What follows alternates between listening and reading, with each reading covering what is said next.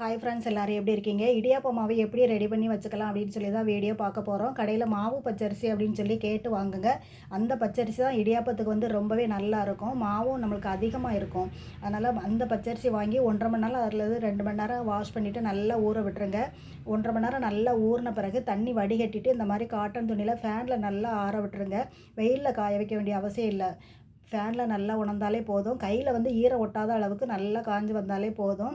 மிஷினில் வந்து நல்லா நைஸாக அரைச்சி தர சொல்லி கேட்டு வாங்குங்க. ஏன்னா கொஞ்சம் கூட குருணையே இருக்கக்கூடாது. குருணையாக இருக்கும்போது நம்மளுக்கு இடியாப்பம் வந்து ரொம்பவே ஹார்டாக இருக்கும். பிழிகிறதுக்கு வந்து ரொம்ப கஷ்டமாக இருக்கும். அதனால் நல்லா நைஸாக அரைச்சி தர சொல்லி கேட்டு வாங்குங்க.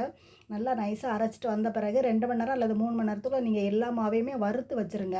நல்லா அடிக்கனமான கடாயை பார்த்து அடுப்பை வந்து மீடியம் ஃப்ளேமில் வச்சு நல்லா வறுத்து எடுத்துருங்க. எல்லா மாவையுமே நல்லா வறுத்த பிறகு கொஞ்சம் நல்லா ஆறின பிறகு அந்த மாவை எல்லாமே நல்லா சலித்து எடுத்துக்கோங்க. ஏன்னா வறுத்த ஈரமாக இருக்க மாவை வறுக்கும்போது நமக்கு சின்ன சின்ன பால்ஸ் மாதிரி வரும்.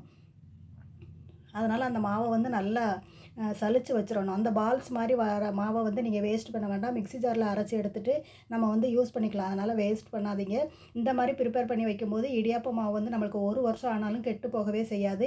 இதே மெத்தடில் தான் நான் இடியாப்ப மாவு வந்து ரெடி பண்ணி கொடுத்துக்கிட்டு இருக்கிறேன். இந்த இடியாப்ப மாவு உங்களுக்கு வேணும்னு சொன்னால் ஸ்க்ரீனில் தெரிந்த வாட்ஸ்அப் நம்பருக்கு நீங்கள் ஆர்டர் பண்ணி வாங்கிக்கலாம். கால் பண்ணி கூட ஆர்டர் ப்ளேஸ் பண்ணிக்கோங்க.